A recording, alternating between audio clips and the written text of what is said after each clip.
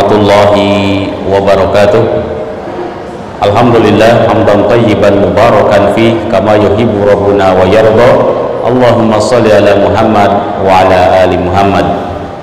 Pemirsa HBS TV dan juga jamaah sekalian dimanapun Anda berada yang saat ini tengah menyaksikan acara kami, yaitu acara kajian muslimah yang insyaallah pada kesempatan pagi hari ini Senin tanggal 31 Oktober tahun 2022 yang bertepatan dengan tanggal 5 Rabiul Akhir tahun 1444 Hijriah. Insyaallah kami akan menyampaikan satu tema dengan tema yaitu beratnya kesabaran dalam menerima takdir. Pemirsa sekalian dimanapun Anda berada, kami ingatkan di akhir sesi Anda bisa menyampaikan pertanyaan kepada guru kita. Untuk pemirsa HBS TV, pertanyaan bisa disampaikan melalui layanan pesan singkat, dan bagi jamaah sekalian yang berada di Masjid Islamic Center Imam Ibnu Hajar, pertanyaan silakan disampaikan melalui tulisan. Pemirsa sekalian, insyaallah untuk kajian hari ini akan segera kita mulai, dan kepada guru kita yaitu Al-Ustaz Dr. Zainal Abidin LCMM Hafizahullah kami persilahkan. Assalamualaikum warahmatullahi wabarakatuh. Alhamdulillahilladzi arsala rasulahu bil huda wa dinil haqqi liyudhhirahu 'ala ad-dini kullihi walau karihal musyrikun. Asyhadu an la ilaha illallah wahdahu la syarika lah wa anna Muhammadan 'abduhu wa rasuluh. Allahumma salli wa sallim wa barik ala Muhammadin wa ala ali Muhammad kama sallaita ala Ibrahim wa ala ali Ibrahim innaka Hamidum Majid. Ibu-ibu sekalian yang hadir di majelis yang mulia ini, yaitu Masjid Islamic Center Ibnu Hajar, kepada para pemirsa baik ikhwan dan akhwat yang mengikuti kajian lewat online, dan juga kepada seluruh kaum muslimin yang mengikuti kajian ini secara langsung, mudah-mudahan Allah karuniakan kepada kita ilmu yang bermanfaat. Allah ampuni dosa-dosa orang tua kita, dosa kita, dan dosa para ulama dan seluruh kaum muslimin. Allahumma inna nas'aluka ilman nafi'a wa rizqan thayyiba wa amalan mutaqabbala. Ibu-ibu sekalian, ikhwan wal akhwat yang dirahmati Allah, menerima takdir memang berat. Kenapa? Karena rata-rata takdir itu datang mendadak dan mental tidak siap, dan rata-rata juga tidak menyenangkan. Jadi tiga inilah yang menyebabkan orang itu berat menghadapi takdir. Ya. Yang pertama, datang mendadak. Yang kedua, mental tidak siap. Dan yang ketiga, tidak disuka oleh hawa nafsu. Makanya sampai Rasulullah SAW menegaskan seorang itu tidak akan beriman dengan iman yang sebenar-benarnya sampai dia itu mengerti, sampai dia itu paham ma akhta'aka lam yakun liyusibak wa ma asabaka lam yakun liyukhti'ak. Apa yang pasti menimpa kita tidak meleset, dan yang tidak menimpa tidak akan mengena kepada kita. Artinya semua itu berdasarkan takdir Allah. Takdir menurut arti bahasa artinya adalah kira-kira. Qaddara yuqaddiru taqdiran. Ada lagi qadha, Mas. Kadang-kadang ada qadha dan qadar. Qadha itu menurut bahasa adalah putusan. Adapun takdir atau qadha menurut arti istilah adalah seluruh ketetapan Allah pada seluruh makhluknya sejak zaman azali sesuai dengan ilmu dan hikmahnya. Itu takdir. Jadi seluruh putusan Allah yang berlaku kepada makhluknya sejak zaman lahir ini azali, sesuai dengan ilmu dan hikmahnya Allah. Makanya Rasulullah SAW mengatakan, Inna Allaha kataba maqadira kulla syai'in qabla an yakhluqa as-samawati wal arda bi 50,000 sanah. Sesungguhnya Allah menetapkan takdir segala sesuatu sebelum langit dan bumi diciptakan 50,000 tahun. 50,000 tahun. Ya. Ini menunjukkan putusan Allah ini diputuskan sebelum kita lahir jauh. Ketetapan ini ditetapkan oleh Allah di Lauhul Mahfuz sudah lama. Dari situlah kita itu dianjurkan untuk beriman kepada takdir, dan itu menjadi rukun iman yang keenam. Dan hikmahnya sangat banyak, di antaranya ini yang kita bahas. Jadi beriman kepada takdir itu faedahnya banyak. Ya. Meskipun di dalam pelaksanaannya itu berat. Makanya kata Imam Ibnul Jauzi, qala al-muallif rahimahullahu ta'ala, ya, penulis atau pengarang kitab ini berkata, laisa fit taklif syai'un as'ab minas sabri. Tidak ada satu perintah syariat yang lebih berat ketimbang sabar alal qadha, terhadap putusan Allah, terhadap takdir Allah. Karena sabar itu ada 3 macam. Jadi sabar itu ada 3 macam. Yang pertama, as-sabru 'alal ma'murat, sabar atas perintah-perintah Allah. Salat butuh kesabaran. Mentaati suami itu adalah perintah Allah, butuh kesabaran. Ya. Menjalankan sunnah-sunnah Rasulullah itu butuh kesabaran. Contoh kecil, kita mengenakan hijab yang syar'i.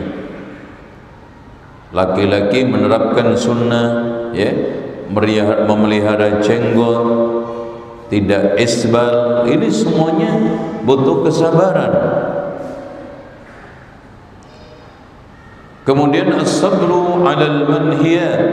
Yang kedua, sabar terhadap larangan-larangan. Ya. Karena menggoda.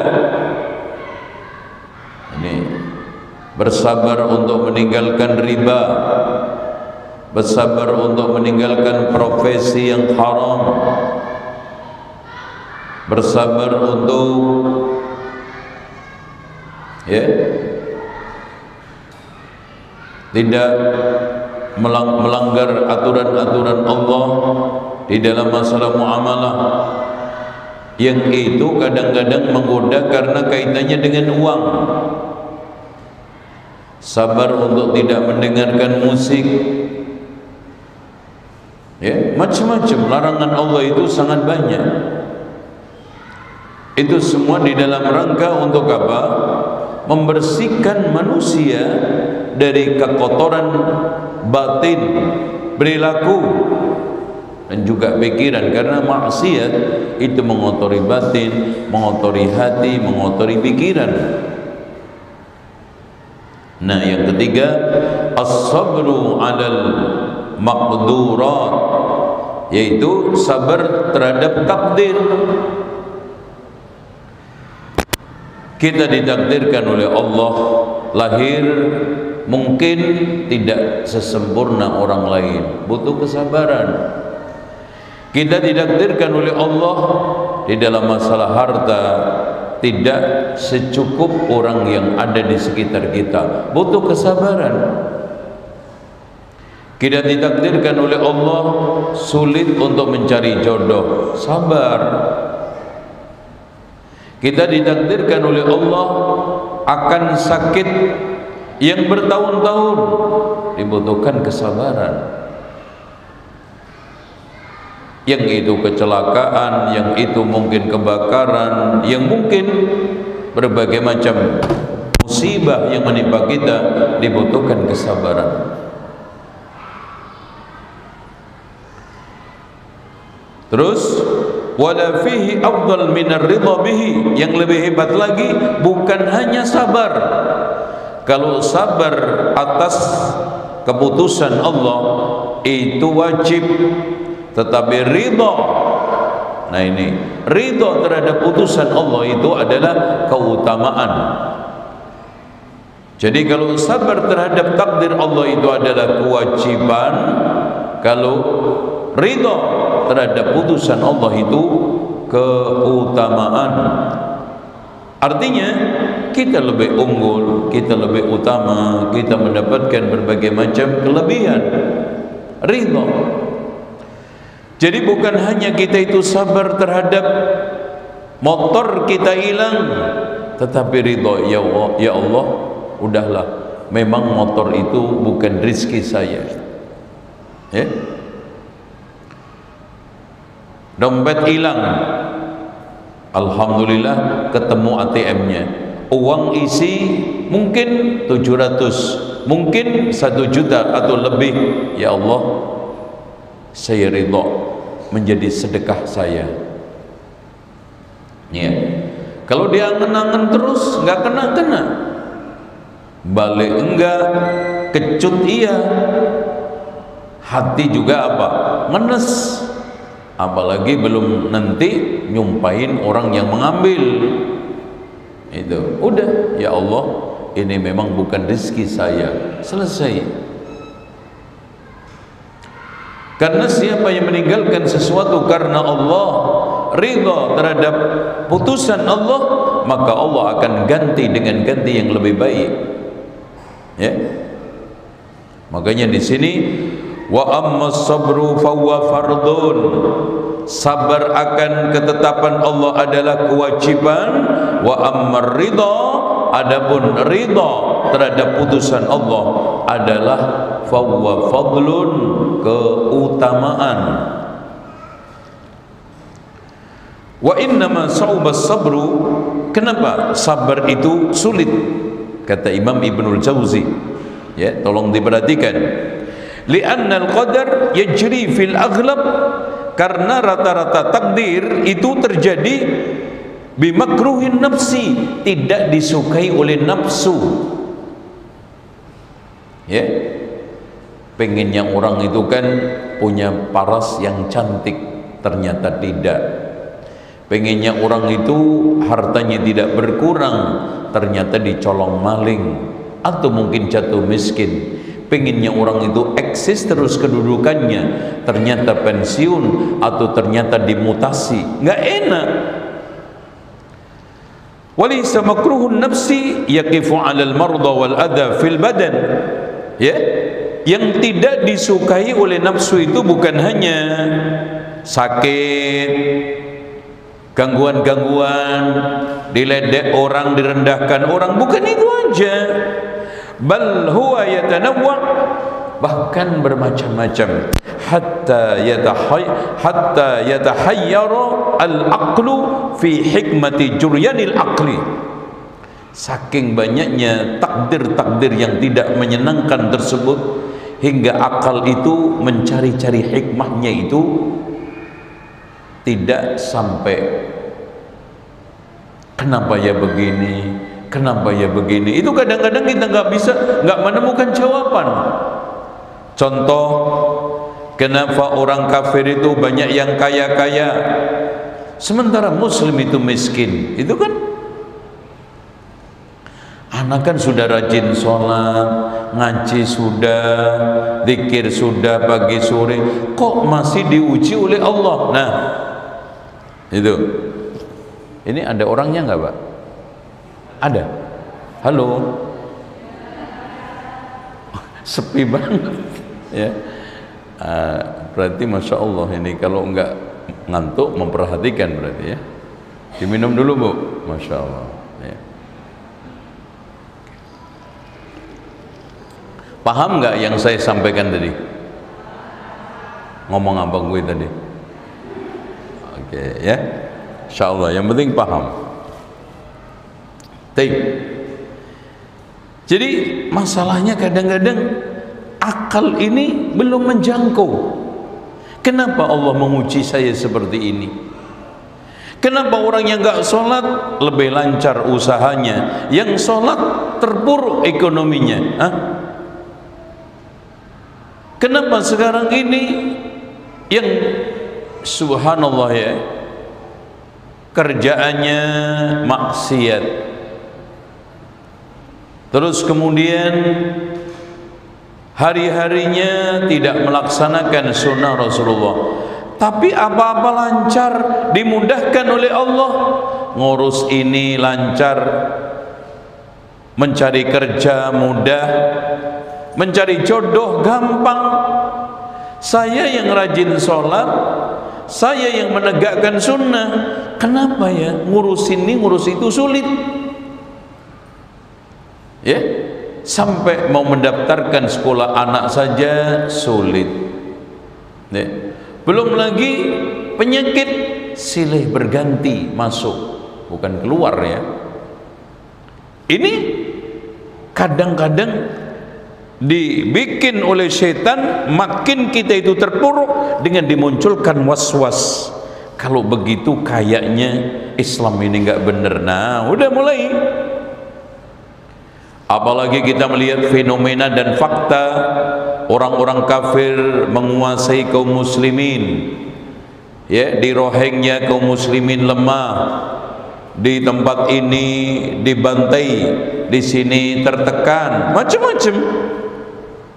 Disitulah muncul akhirnya dialog iblisiyah, ya, dialog syaitaniyah, was-was yang menggelayuti otak kita, akhirnya meragukan kebenaran Islam, meragukan manfaat daripada ibadah. Bahkan sebaliknya, jangan-jangan mereka yang benar, kita yang salah.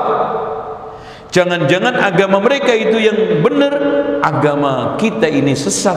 Nasallallahu al-afiyah. Ini kalau tidak didasari dengan baik bisa murtad. Makanya banyak orang-orang yang mudah berganti agama, mudah keluar dari Islam karena was-was ini.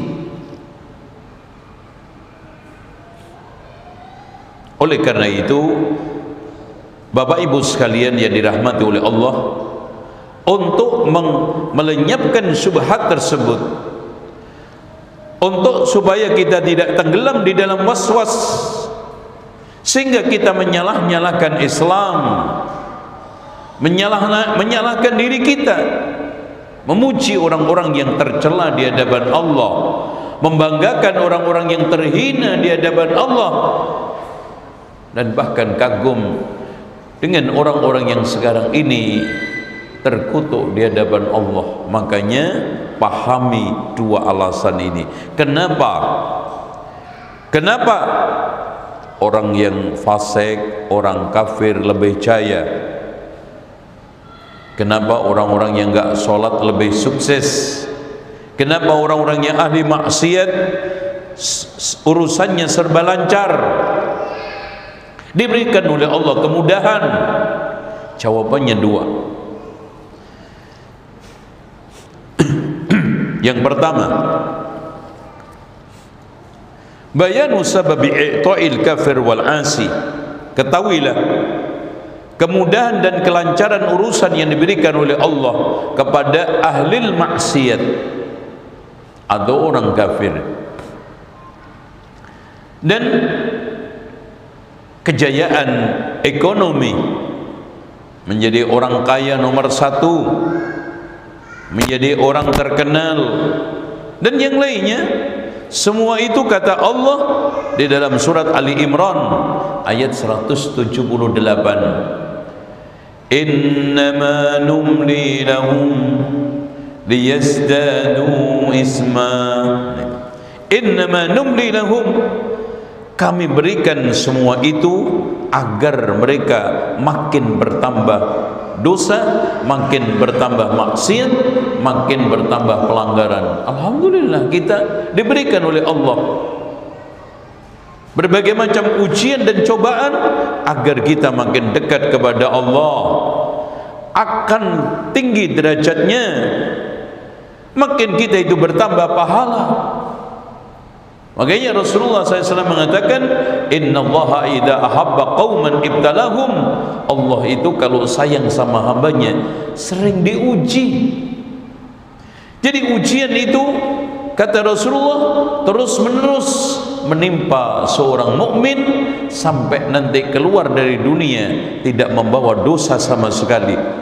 Jadi ujian cobaan bukan hanya meningkatkan derajat, mendekatkan diri kepada Allah, termasuk juga adalah menghilangkan, menghapus dosa-dosa kita, sebagaimana yang telah ditegaskan oleh Rasulullah di dalam hadis-hadisnya. Jadi dari sini kita itu, Masya Allah, oh ternyata ada hikmahnya.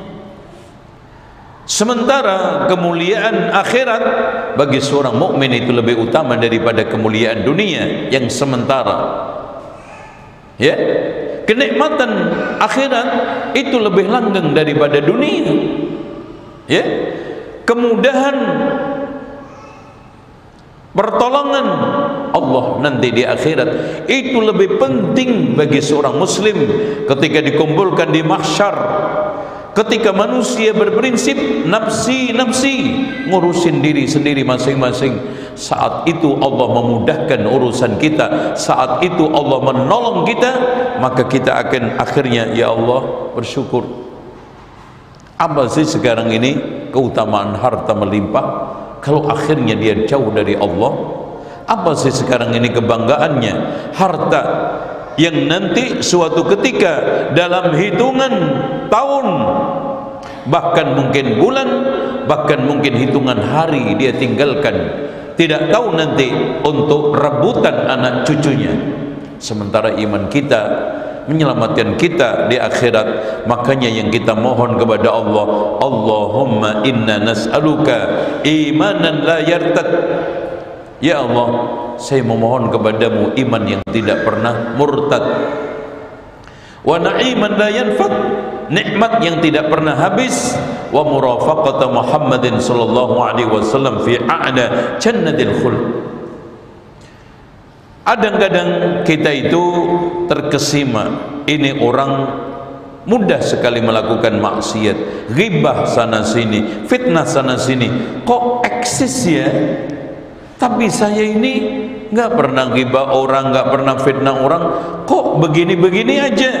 Ketahuilah, innama numli lahum liyazdadu isma. Sesungguhnya mereka-mereka yang berbuat maksiat itu kami biarkan supaya makin tambah berdosa. Makanya kata Rasulullah SAW di dalam hadis yang sahih, idza ra'aitallaha yu'ti al-'abda ma yuhib wa huwa muqimun 'alal ma'asi fa innama dzalika minhu istidrajun. Kalau ada seorang yang melihat seorang hamba diberikan segala sesuatu, keinginannya terturuti, terpenuhi, sementara dia dalam keadaan maksiat, maka ketahuilah itu adalah istidraj. Istidraj, diujo, ya, dibiarkan Allah agar semakin jauh dari Allah, akan semakin tersesat, bermaksiat, dan makin dia itu lari dari Allah Subhanahu wa ta'ala. Ya, makanya di dalam ayat berikutnya, walaula an yakuna an-nasu ummatan wahidah, walaula an yakuna an-nasu ummatan wahidah laj'alna liman yakfuru birrahmani liyubuyutihim suqufan min fiddah. Allah mengatakan, dan ini perlu kita cermati bersama-sama ibu-ibu, dengarkan dengan baik. Andaikan tidak khawatir ada pernyataan dari orang kafir dengan berbagai macam kelebihan harta yang dia miliki, kami yang benar, orang-orang yang beriman itu tersesat, orang-orang Islam itu enggak benar, maka aku akan berikan mereka itu, kata Allah apa? Laj'alna liman yakfuru birrahman, aku akan berikan kepada orang-orang yang ingkar kepada Ar-Rahman, libuyutihim suqufan min fiddah, emas perak batangan melimpah diberikan oleh Allah, harta kekayaan melimpah diberikan oleh Allah. Itu dari ayat ini sudah memberikan pemahaman kepada kita. Orang kafir menyangka dengan kemudahan yang diberikan Allah, dengan kekayaan yang diberikan oleh Allah, dengan kenikmatan dunia yang diberikan Allah, mereka menyangka mereka itu di atas kebenaran. Malah kita ini yang tiap hari beribadah, beriman kepada Islam, mereka orang-orang ini tersesat jalan. Buktinya lihat, miskin-miskin, hidupnya terlunta-lunta, urusannya sulit sana sulit sini. Apaan? Lihat itu, orang yang katanya sunnah-sunnah hidupnya juga susah. Yang cadaran-cadaran itu hidupnya juga kere-kere. Yang sekarang ini ngantung jenggot panjang hidupnya juga sekarang susah. Mendingan kita, ya, awam biasa-biasa aja, ya, nggak sholat juga rezeki kita lancar, nggak nyunah juga rezeki kita lancar, bahkan saya meninggalkan sholat juga urusan saya dimudahkan oleh Allah. Maka kita jawab, andaikan bukan karena alasan orang-orang kafir mengklaim dia itu benar, kita salah, maka aku akan tambah rizki mereka. Loh, Masya Allah, akan tambah dunia mereka. Tapi Allah menahannya demi kemaslahatan, demi suatu apa? Hikmah. Ini nomor satu. Ini yang harus kita pahami. Jadi kalau ada pertanyaan kenapa orang yang sholat hidupnya tampak kere, susah, dan hidupnya miskin, sementara orang yang nggak sholat rezekinya lancar, urusannya mudah, dan bahkan berjaya secara dunia, maka harus kita jawab semua itu di dalam rangka untuk menunda dan bahkan untuk membuat mereka makin berani untuk berbuat dosa, makin punya alasan untuk melanggar perintah Allah, makin eksis di atas kekufuran dan ingkar kepada Allah. Apa nggak ngeri itu?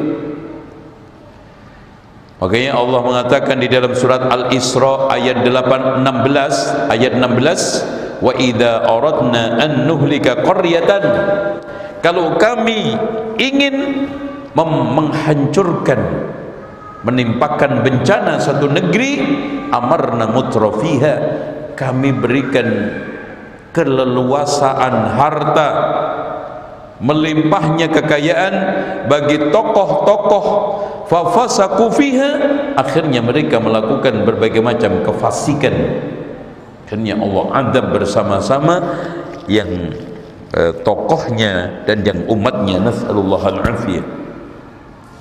Kemudian yang kedua, alasan kedua tadi, kenapa sih orang yang ingkar kepada Allah itu lebih jaya secara ekonomi, lebih mudah dari sisi dunia? Kita yang sholat, yang beriman, malah hidupnya itu susah. Jawaban yang kedua, ibtila'ul mu'min bima yalqa, itu bagian daripada ujian seorang mukmin di dalam rangka untuk meninggikan derajatnya. Hanya Allah berfirman di dalam surat Ali Imran ayat 142,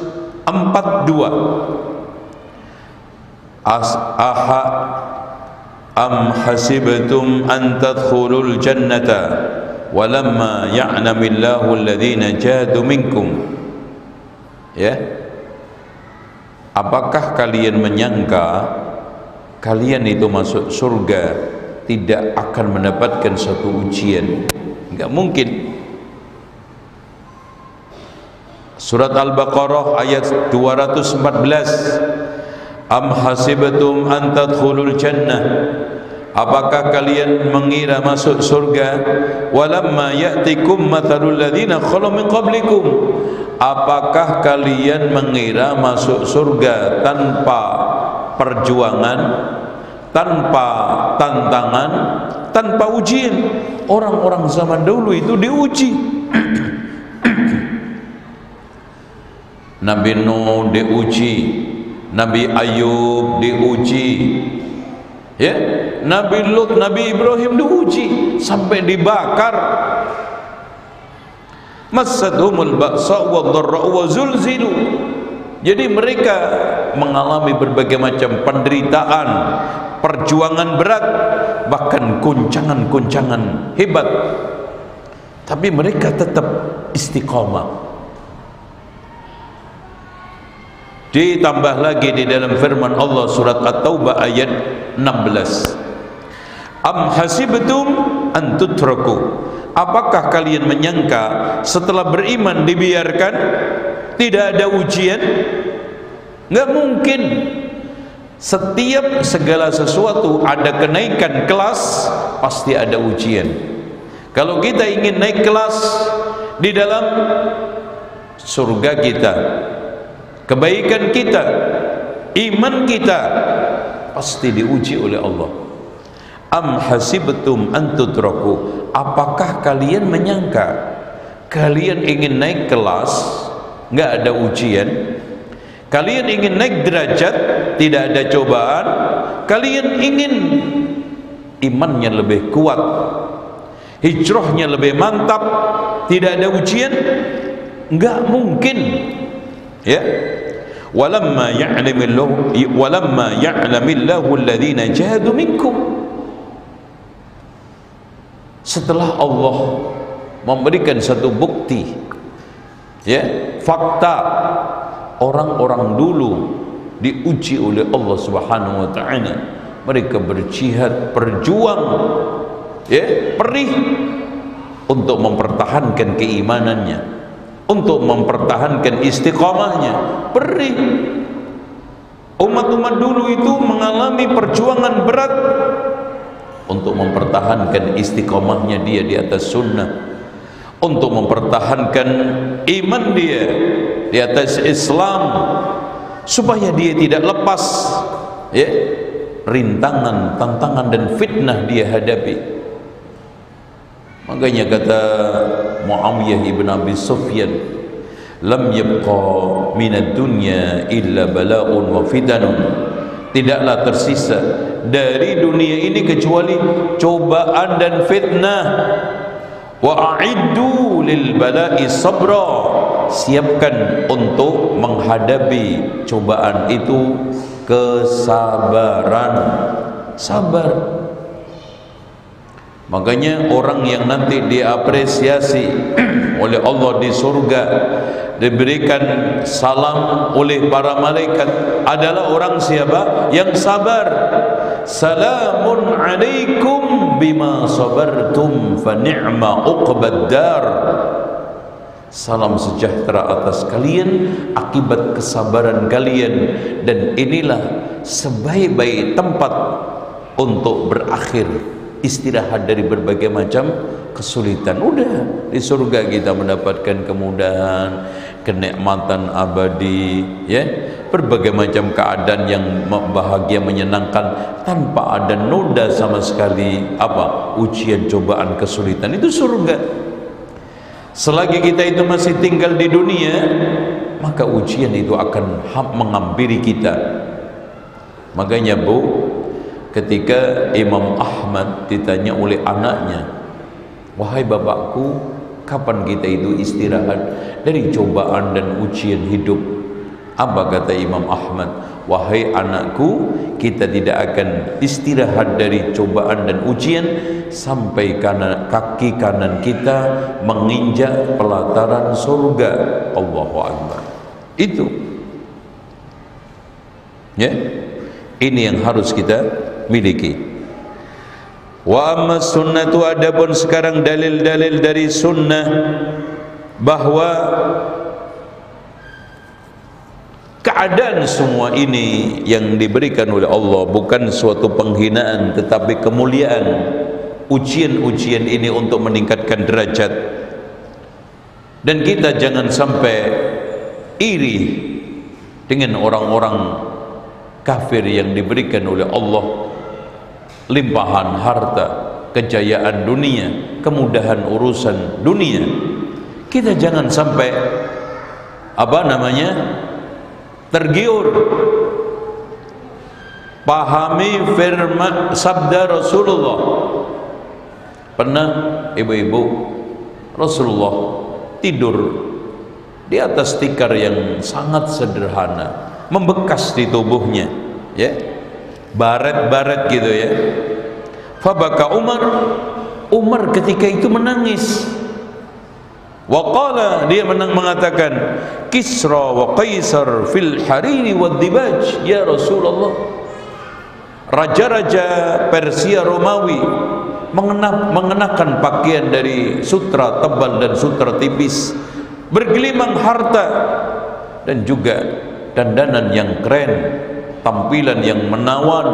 Sementara engkau seperti ini, wahai Rasulullah, padahal engkau lebih mulia daripada Raja Persia Romawi.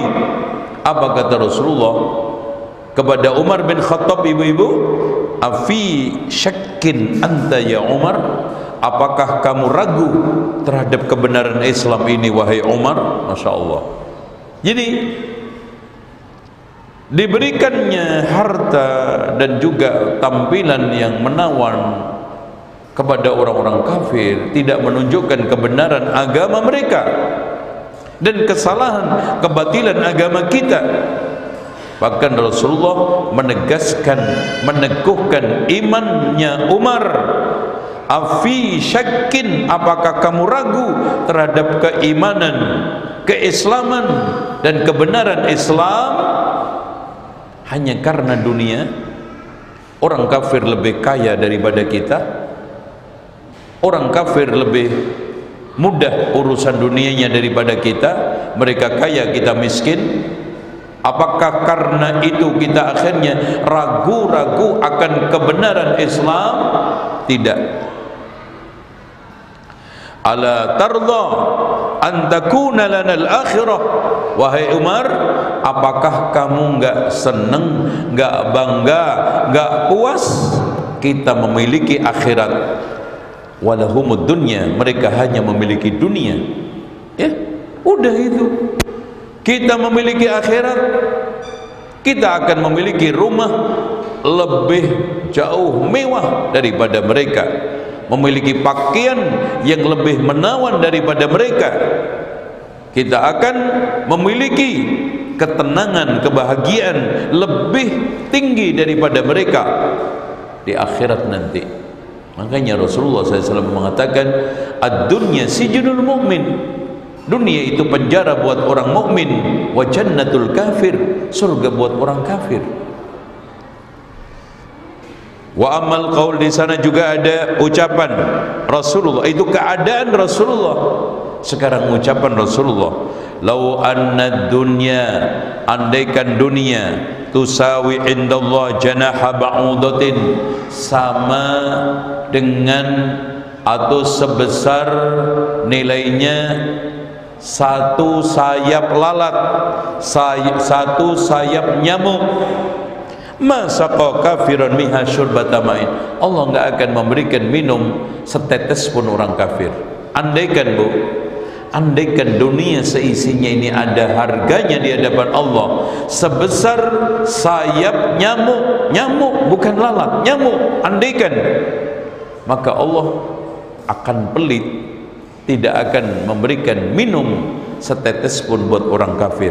Artinya, karena dunia ini tidak ada harganya di hadapan Allah, maka diberikan kepada siapa saja, mukminan wa kafiron, mukmin dikasih, kafir dikasih, fasik dikasih, ahli maksiat dikasih, nggak ada harganya dalam konteks dibandingkan dengan akhirat, dibandingkan apa yang di sisi Allah nanti di akhirat.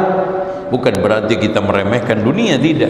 Dibandingkan apa yang di tangan Allah, apa yang di sisi Allah nanti yang diberikan di akhirat. Makanya Allah mengatakan, wa fis samai rizqukum wa ma tu'adun, di langitlah rizki kalian dan apa-apa yang telah dijanjikan kepada kalian.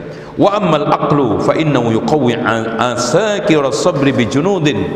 Adapun secara logika gini Bu, supaya kita itu lebih istiqamah, lebih tegar, lebih eksis di Islam, tidak tergoda dengan tadi itu.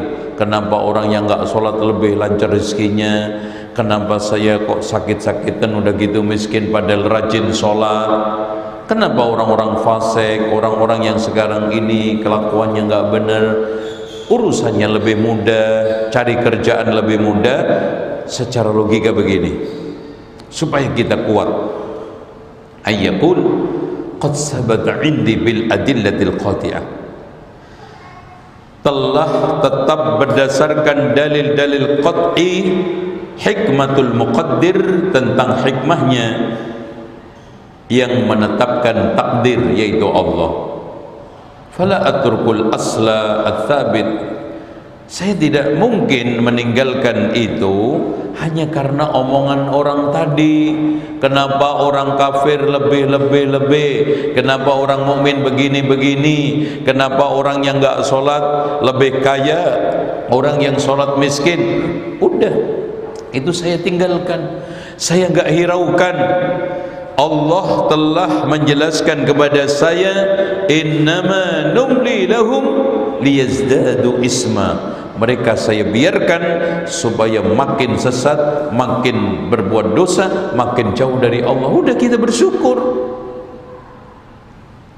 Wa minha, di antaranya dalil, ma qad istahwaltahu ayyuhan nadir, barangkali kita terkagum-kagum dengan kesuksesan orang yang melanggar perintah Allah, kehebatan orang-orang yang sekarang ini ingkar Allah, ingkar Rasul, kelancaran, kemudahan yang dialami oleh orang-orang yang enggak sholat. Orang beriman, orang Islam, orang sholat malah terpuruk dari sisi dunia. Pahami bahwa itu hanya sementara. Wa tilkal ayyamu nudawiluha bainan nas, jangankan nunggu mati, di masa hidupnya pun kadang-kadang mereka mengalami perubahan. Yang pada zaman dahulu, mungkin zaman Orde Lama, Orde Baru di Indonesia, orang-orang kaya si fulan, mana sekarang? Yang sekarang ini mungkin orang-orang terkaya nomor 1, nomor 2, nomor 3, 10 tahun lagi, 20 tahun lagi sudah tidak kaya lagi. Itulah kehidupan dunia. Gak ada yang langgeng, gak ada yang awet. Pakaian kita suatu ketika rusak.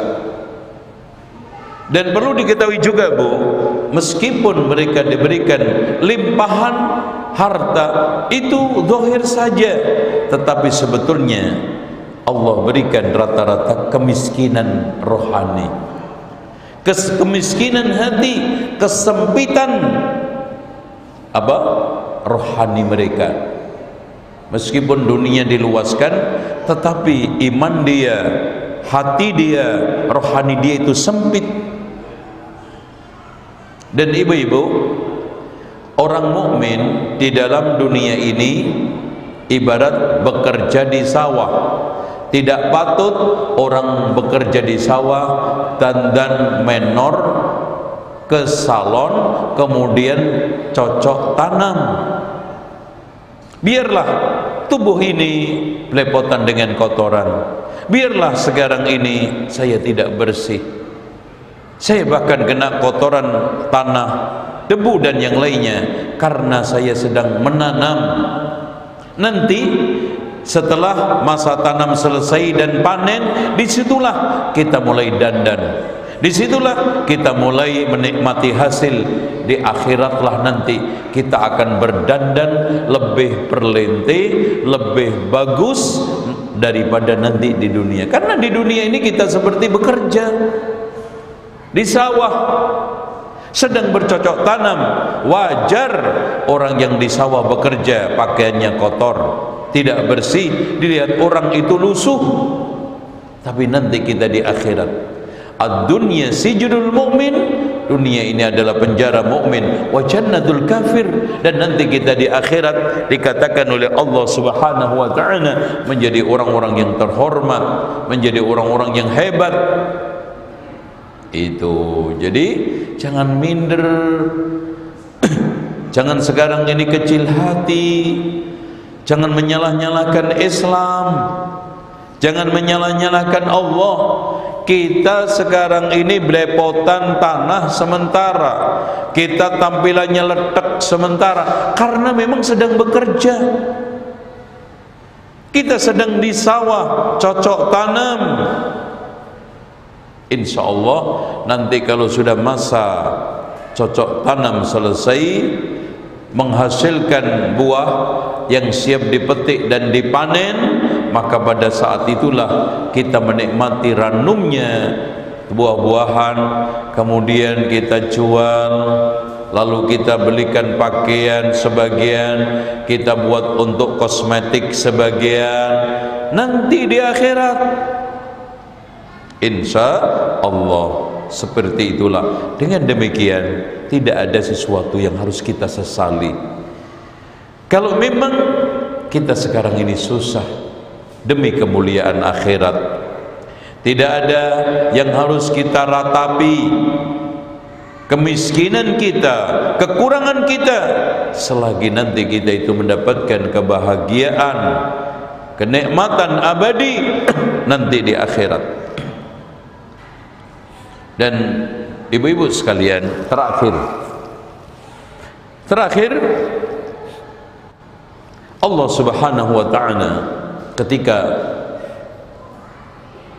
menakdirkan seorang itu mati syahid, ya, mati syahid yang nanti mulia di akhirat, bukankah Allah Subhanahu wa ta'ala menyiapkan orang-orang yang membunuh dia?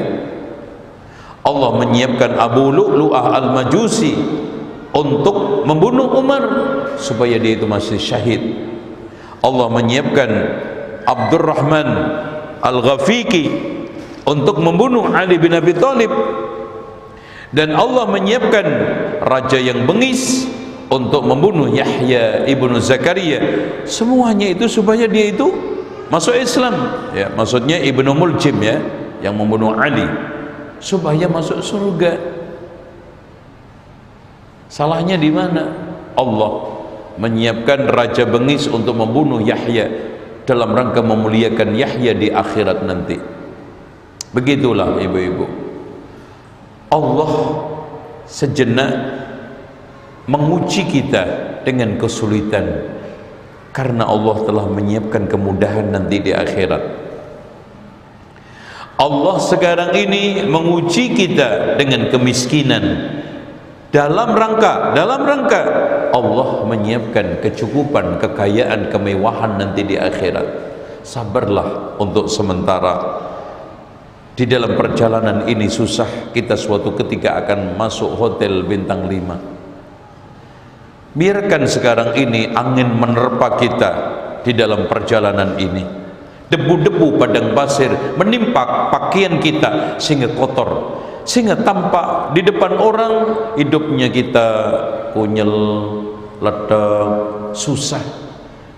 Di dalam rangka untuk sampai pada tujuan, di sana sudah disiapkan kemewahan oleh Allah, kenikmatan oleh Allah, dan ketinggian derajat oleh Allah Subhanahu wa taala. Dan perjalanan ini tidak lama. Ya. Dan walau anna 'ainal fahmi zala 'anna ghisha'ul 'asha, kalau ini pemahaman sudah kita miliki dan kabut subhat tadi hilang, la ra'atil muasabbib la sabab. Dari sini kita lebih memperhatikan yang punya sebab, yaitu Allah, tidak sibuk dengan sebab-sebab yang ada. Wal muqaddir, kita lebih perhatian kepada yang menetapkan takdir, yaitu Allah. Lal aqdar, bukan sekarang kita itu berkutat kepada takdir, kenapa begini, kenapa begini, kenapa begini. Lihatlah yang menetapkan takdir, jangan melihat takdir itu sendiri. Lihatlah yang mengatur sebab, jangan hanya sibuk membicarakan masalah sebab. Kalau saya bekerja begini, kalau saya muslim jadi miskin, mendingan kafir. Nah, repot. Ya, kita harus sibuk kepada zat yang mengatur takdir, yang mengatur sebab. Kemudian kita itu dekat kepadanya, insya Allah kita akan diberikan Allah kemuliaan. Wallahu a'lam bissawab. Sekarang kita buka tanya jawab, silakan.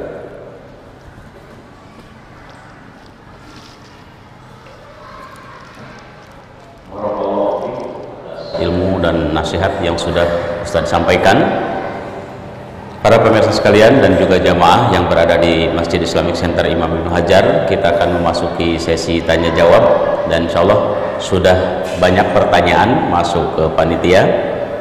Pertanyaan pertama akan dijawab dari jamaah yang berada di Masjid Islamic Center Imam Ibnu Hajar. Pertanyaannya, Assalamualaikum warahmatullahi wabarakatuh. Izin Ustaz bertanya, yang mau saya tanyakan, bagaimana melatih iman kita dari segala penderitaan yang kita hadapi, dari kehilangan kedua orang tua, anak, dan suami. Mereka telah kembali kepada Allah. Saya sholat, mengaji, puasa, tapi perasaan sakit dan kehilangan terus melekat. Bagaimana menerima ridho ini?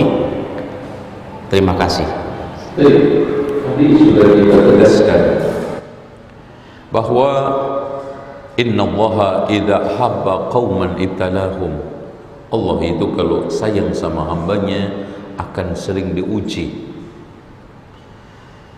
Oleh karena itu, ujian-ujian yang bertubi-tubi itu kita harus lihat apakah kita itu tetap istiqamah,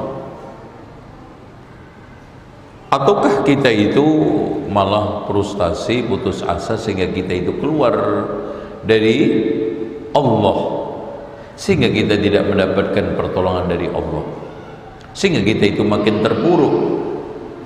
Bukankah kita itu lebih susah gara-gara orang tua kita mati, gara-gara suami kita mati, akhirnya kita jauh dari Allah, nggak sholat, nggak ini, nggak itu. Apakah kita nanti malah nggak lebih terburuk?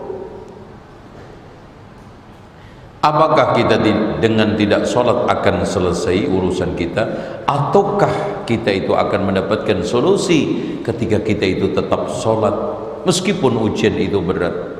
tetap taat kepada Allah meskipun ujian itu bertubi-tubi. Saya tetap istiqomah di atas sunnah meskipun sekarang ini cobaan, ujian, fitnah menimpa berkali-kali. Harusnya yang kedua. Dari situlah nanti Allah pasti akan tolong kita. Kenapa? Inna ma'al usri yusra.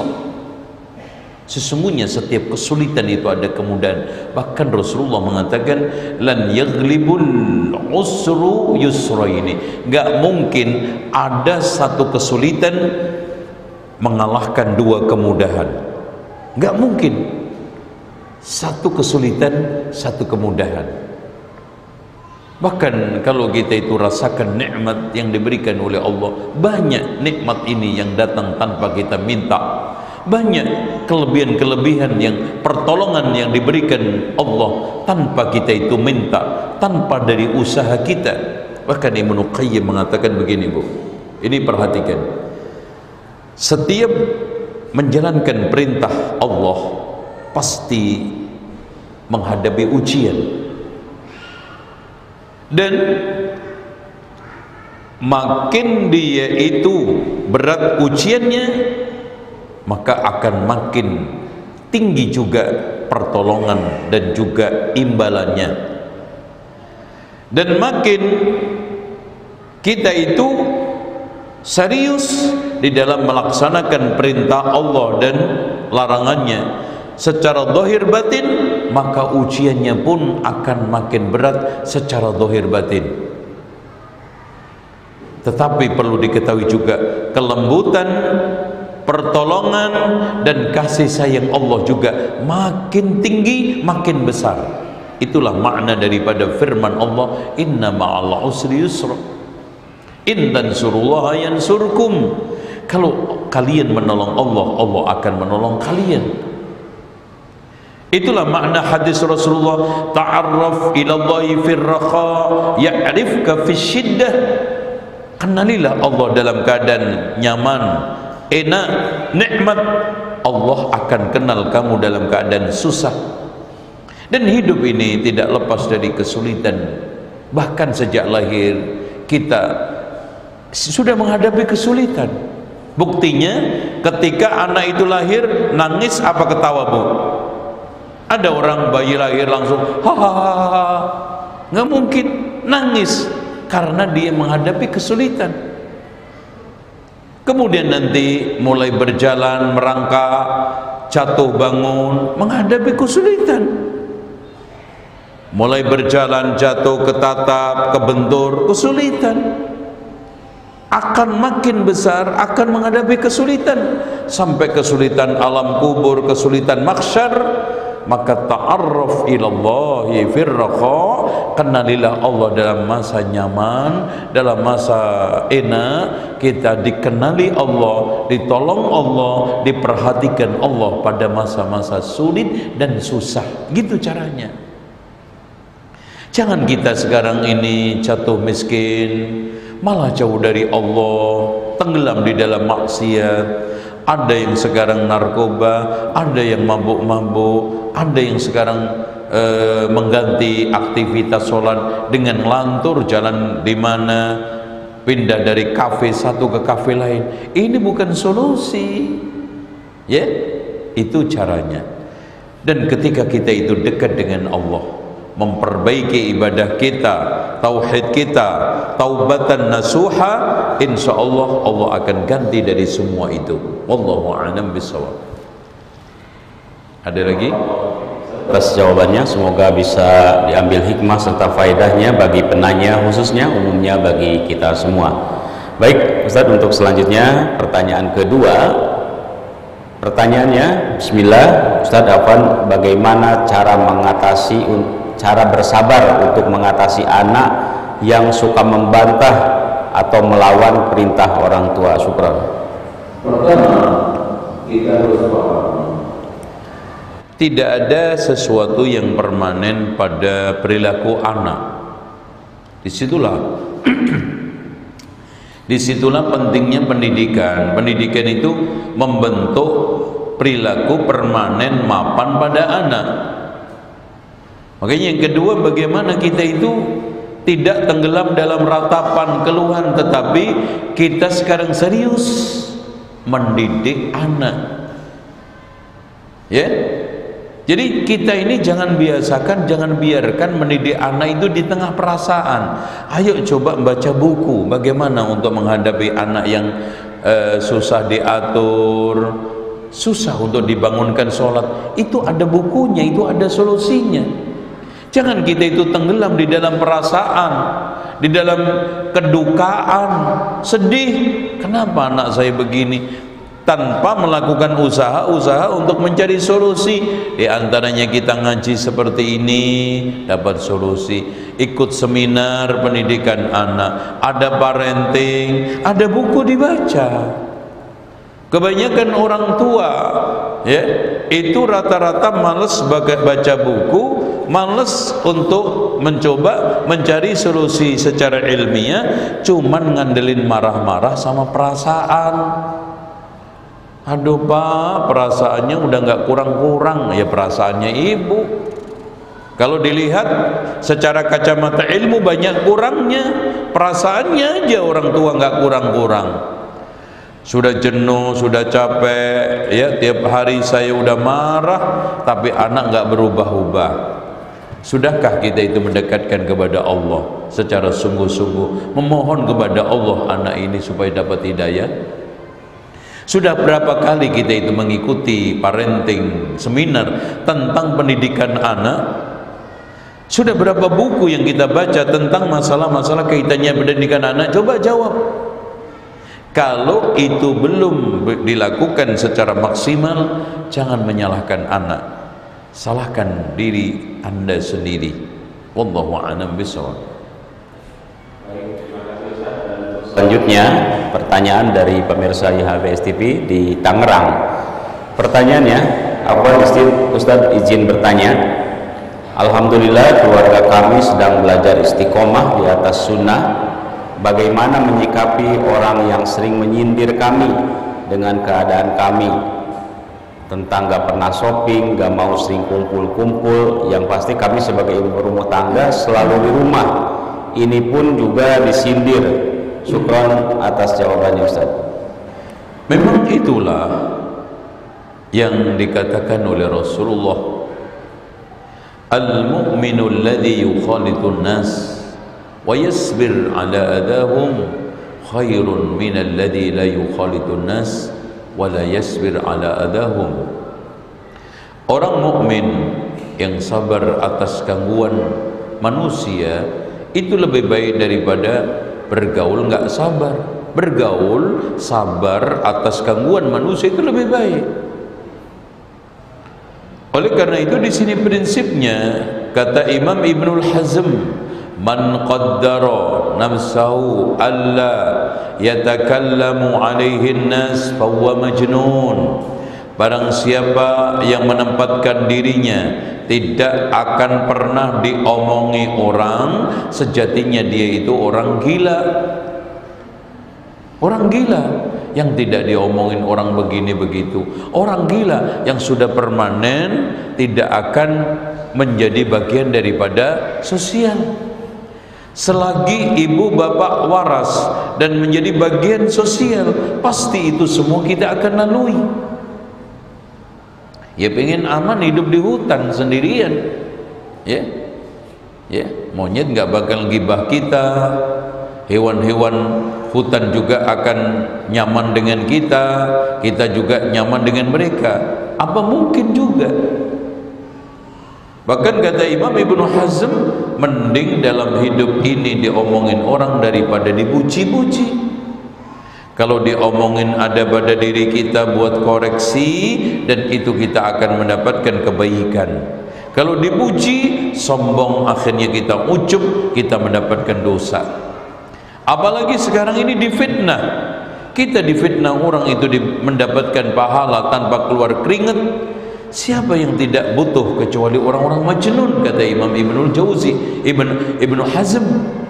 Sementara dipuji-puji orang, bisa kita itu tenggelam di dalam pujian, bahkan kita lupa daratan, lupa diri, akhirnya kita ujub dan sombong. dan hidup dimanapun Bapak Ibu sekalian, bersosial, tidak lepas dari itu semua. Jangankan kita itu mengamalkan sunnah, orang biasa, orang awam pun tidak lepas dari omongan orang. Nggak mengamalkan sunnah pun tidak lepas dari omongan orang. Cuma kita merasa galau karena kita itu merasa sendiri di dalam hal yang diomongin orang tersebut. Orang ngomongin tentang pernikahan anaknya itu banyak, ngomongin tentang bentuk rumahnya, tentang jadulnya kendaraan, tentang sekarang ini jadulnya HP, diomongin. Nggak ada sekarang ini lepas dari itu semua.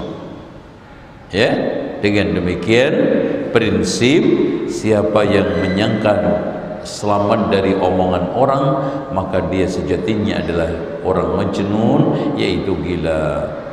Nah, dengan demikian sikap prinsip kita bergaul sabar atas gangguan orang itu, ya. Wallahu a'lam bishawab. Untuk saudari penanya, demikian jawaban dari guru kita. Baik, untuk selanjutnya kita bacakan kembali pertanyaan dari jamaah yang berada di Islamic Center Imam Ibnu Hajar. Pertanyaannya, Assalamualaikum warahmatullahi wabarakatuh. Ustadz, kami punya hutang ke bank selama 15 tahun, namun sudah berjalan selama 6 tahun. Yang mau saya tanyakan, apa yang harus kami lakukan Ustadz? Karena kami baru saja tahu bahaya riba. Namun apabila kami harus segera melunasi, keuangan kami belum siap. Mohon nasihatnya Ustaz. Syukron jazakallahu khairan. Pertama, kita harus bertaubat kepada Allah taubatan nasuha. Beristighfar kepada Allah dengan istighfar yang sungguh-sungguh, karena dosa riba itu berat. Bahkan dikatakan oleh Rasulullah SAW di dalam hadis yang sahih, 1 dirham riba itu sama dengan menzinai ibunya sendiri 33 kali. Dan juga Allah Subhanahu wa taala mengancam di dalam firman-Nya, yamhullahu riba wa yurbis shadaqat. Allah akan meluluh lantahkan, melumatkan riba dan mengembangkan sedekah.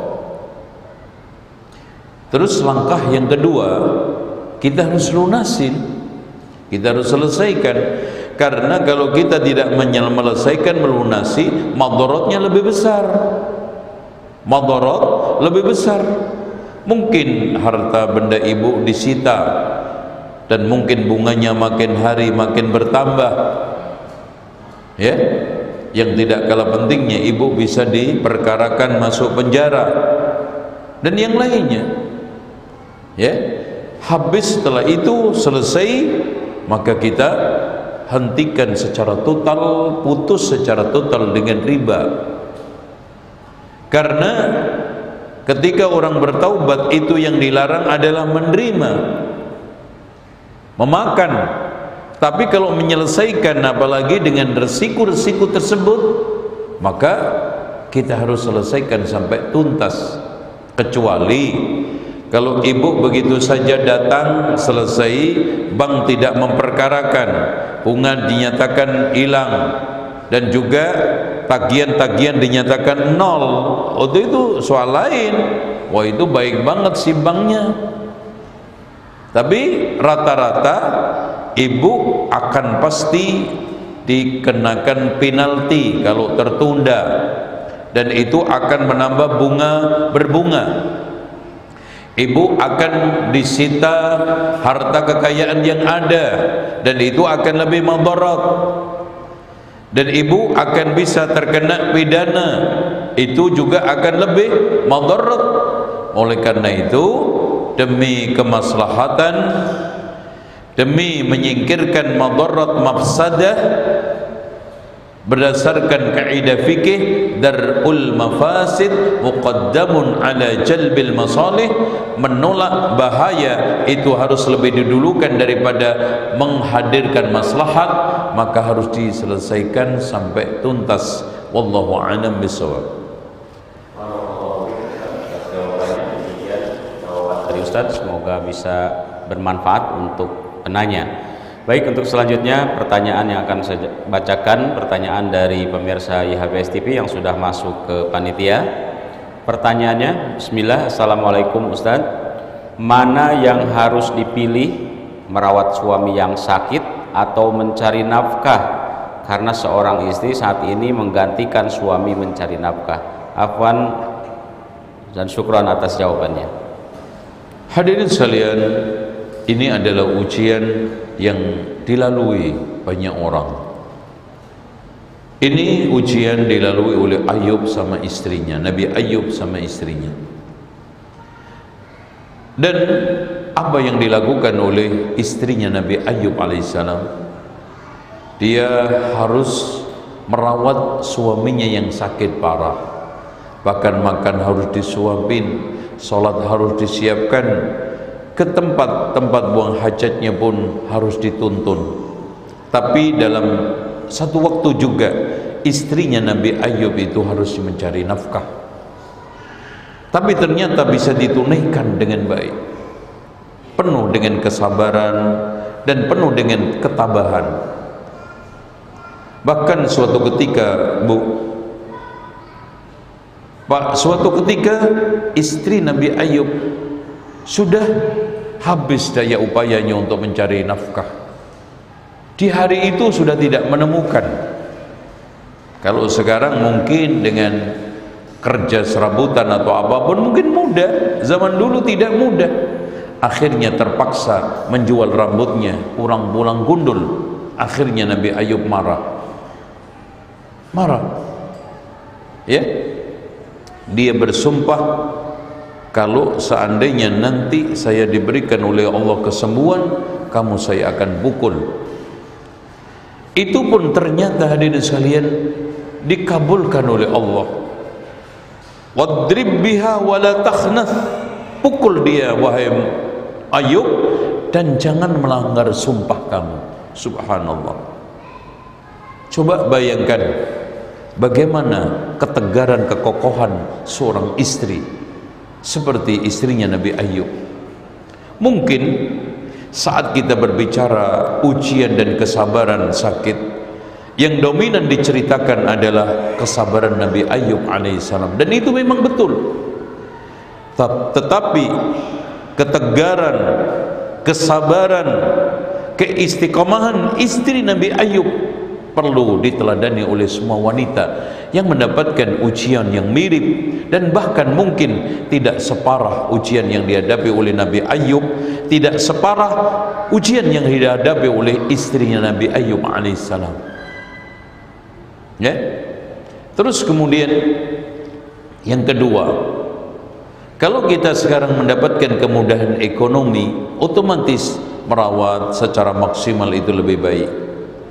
Tetapi kalau tidak, maka bagaimana kita itu bisa menggabungkan? Mungkin kita bisa online, mungkin bisa mendapatkan kerjaan-kerjaan yang bisa dibawa ke rumah, dan yang lainnya.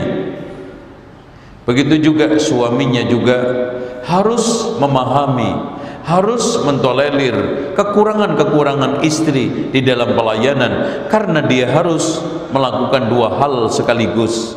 Kadang belum lagi disibukkan dengan anak, disibukkan dengan kerjaan rumah, disibukkan dengan mencari nafkah, dan juga merawat suami yang sakit. Dengan demikian, di sini harus ada saling memahami, saling pengertian, sehingga Allah Subhanahu wa taala akan memberikan hadiah seperti yang diberikan kepada Nabi Ayub dan istrinya.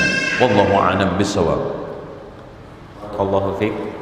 Demikian jawaban dari Ustadz atas pertanyaan yang disampaikan tadi. Semoga bisa dipahami dan diamalkan nasihat-nasihat dari guru kita tadi. Baik, untuk selanjutnya ini sepertinya pertanyaan terakhir Ustadz. Iya. Dan mohon maaf tentunya bagi jamaah sekalian yang pertanyaannya belum sempat kami bacakan. Untuk pertanyaannya, Assalamualaikum warahmatullahi wabarakatuh. Izin bertanya Ustadz. Iya. Saudara kami meminjam uang sudah lama dan cukup besar. Sampai saat ini belum melunasi. Padahal kami juga sangat butuh.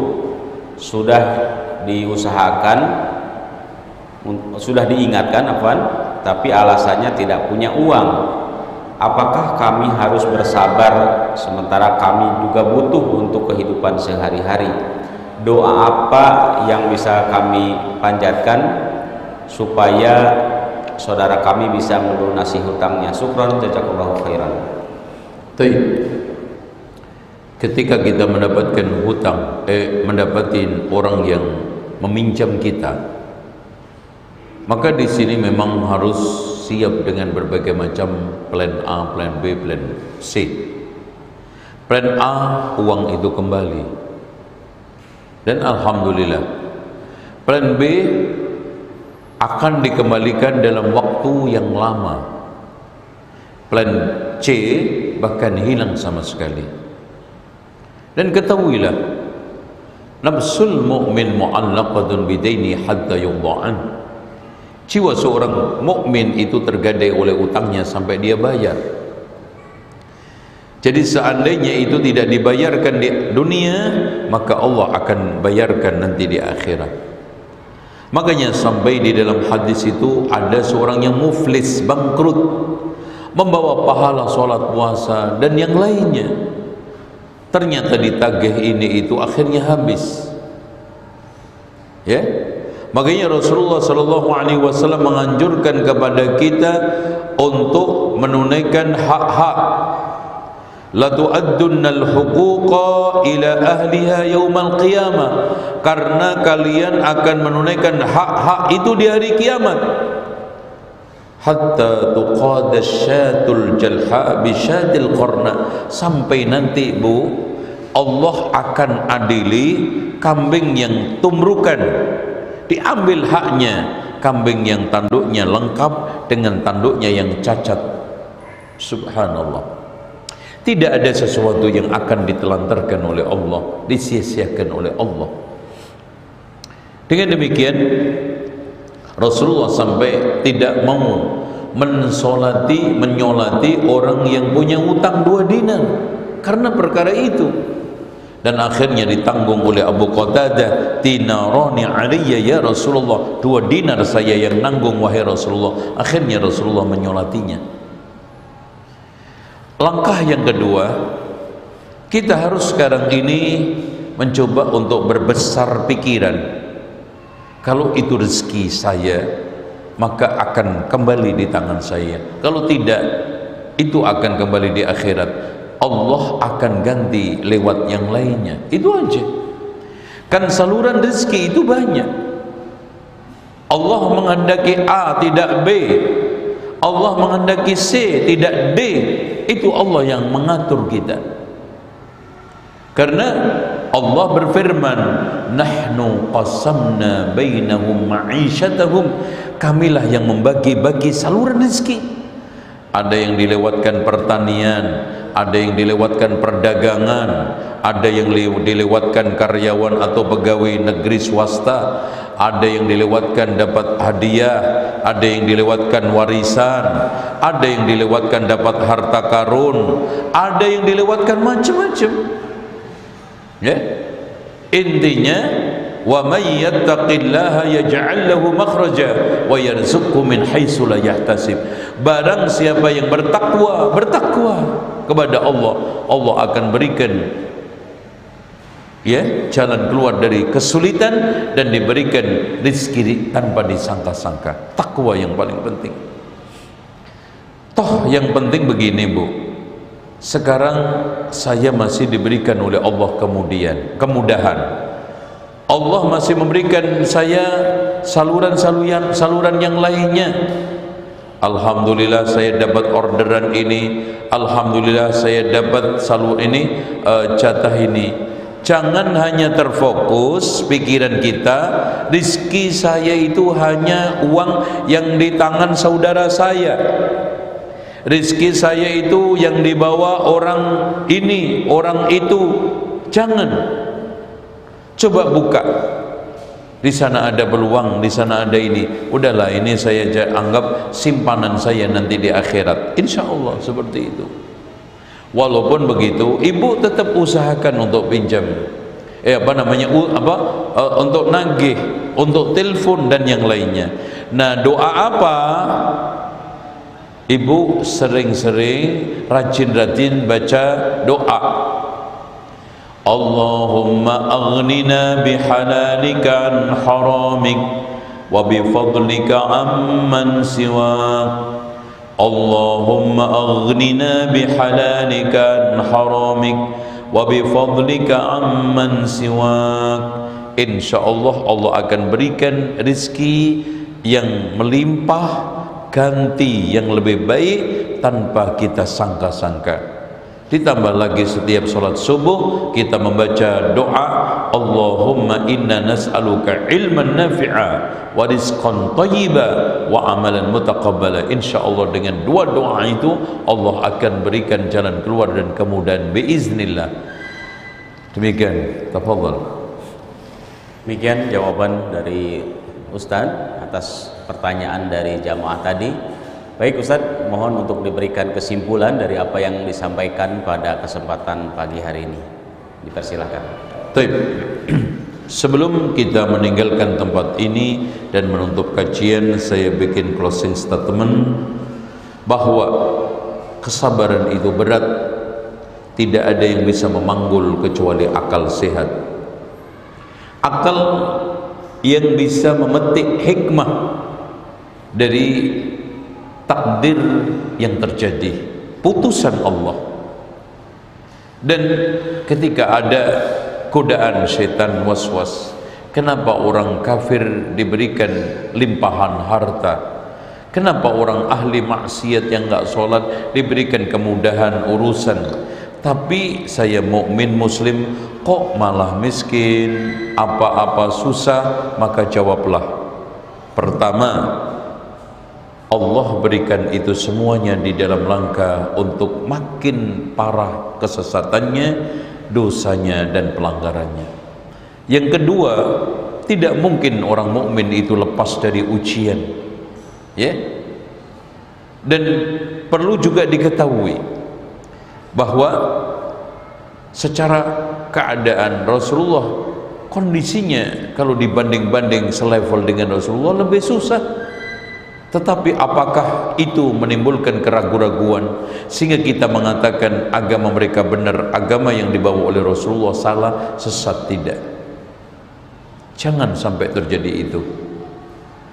Oleh karena itu kita harus berprinsip, apa yang di tangan Allah lebih melimpah, apa yang nanti di akhirat nikmat lebih abadi, ganti yang nanti diberikan oleh Allah akibat kesabaran kita akan lebih bagus nanti di akhirat.